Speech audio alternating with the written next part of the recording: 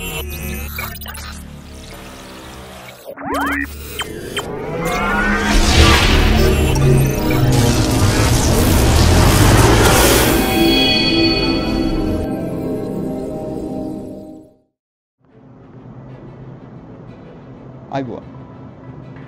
අද නාලන්දේ තාර්ක විද්‍යා සංගම ගෙනෙන Astro Talks video මාලාවේ එක වීඩියෝ එකක් තමයි අද මම ඔයගොල්ලන්ට ගෙන්නන්න බලාපොරොත්තු වෙන්නේ.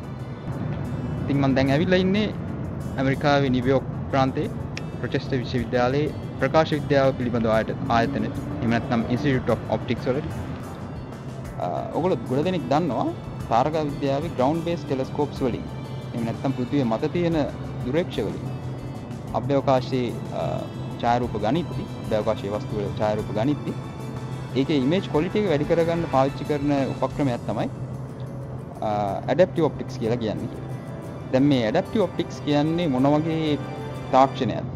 ඒක පාවිච්චි කරලා කොහොමද හොඳ images ලබා ගන්න? සහ තාරක විද්‍යාවට අමතරව වෙනත් fields වල මොනවාද ඒකේ තියෙන applications කියන එක ගැන දැනගන්න මේ Institute of Optics වල ඉන්න විද්‍යාඥයෙක් හම්බෙලා මම දැන් කතා කරන්න යනවා. ඉතින් අපි අදට ගිහිල්ලා බලමු ඒ විද්‍යාඥයත් එක්ක කතා කරලා adaptive optics කියන්නේ මොනවද කියලා.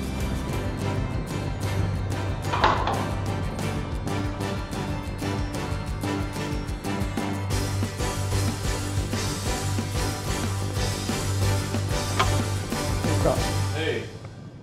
So this is Scott Well, and he will explain us about everything about adaptive optics. So Scott, what is adaptive optics and why do we use it? So adaptive optics is it's an active imaging system that we can use to attempt to correct for aberrations in our optical system that are either caused by the optical imperfections in the optical elements themselves or by external factors such as atmospheric turbulence. Okay.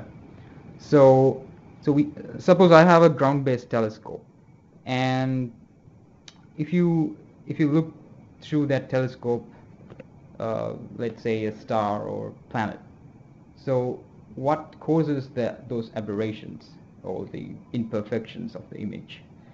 So because of thermal fluctuations in air, our atmosphere itself, Okay. We experience a phenomenon called turbulent flow, Okay. which is it's chaotic, almost random movements of air currents as a function of time. So here we can see sort of a diagram. On the left here is what we call laminar flow, which is a predictable movement of air currents. And over on the right side of the island here, we have turbulent flow, which is very random and difficult to predict. Okay. And those random flows create almost random fluctuations in the refractive index that we are looking through to see outer space that severely corrupts the image that we're able to form with a ground-based telescope. I see. So how can we overcome this problem? Well, there are two solutions that we can adopt. The first one is to use a space-based telescope like the Hubble Space Telescope. Right. And the big advantages of that are that it's floating above the atmosphere, so we don't have to look through some fluctuating medium such as our atmosphere in order to see objects in outer space, which makes it much easier for us to image objects with high clarity without correction of some kind. Right. The other option is to use some sort of wavefront control like adaptive optics with a ground-based telescope. Okay. So here we're doing something, we're generating something called a laser guide star. And what that does is we use a laser to ionize sodium ions, or to ionize sodium atoms in our atmosphere. And they fluoresce, so they emit a certain wavelength of light that we can use to detect and characterize the aberrations that are being caused by atmospheric turbulence. And once we measure them, we can appropriately change the shape of a conformal mirror to correct them. Okay. So What we do with adaptive optics is Mhm. first we use an instrument called a wavefront sensor Okay. that measures the shape of the optical wavefront that's traveling through our system. Mhm. And the deformable mirror, by assuming the opposite shape, and I'll show you that here, of the wavefront that we measure, causes the reflected wavefront to become flat, which in optical systems usually means well corrected and corresponding to a high quality image. So here we see there's a wavefront sensor with a feedback loop that's changing the shape of the deformable mirror actively with time to correct for the time varying aberrations that are caused by atmospheric turbulence. And once we turn the deformable mirror on, we can see that the image that we form is now a nice airy pattern. So, aside from astronomical applications, what are the other applications of adaptive optics?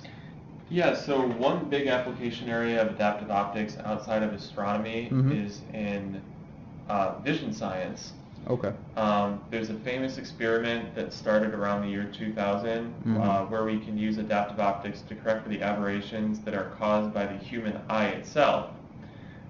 And once we turn on an adaptive optics system here in an instrument called an ophthalmoscope, which we see over here, we can see that once we correct for the aberrations that are caused by reflections of light out of the human eye, we can get really crisp images of human rods and cones, which has enabled a lot of really interesting science about the way that the human visual system works on a physiological level.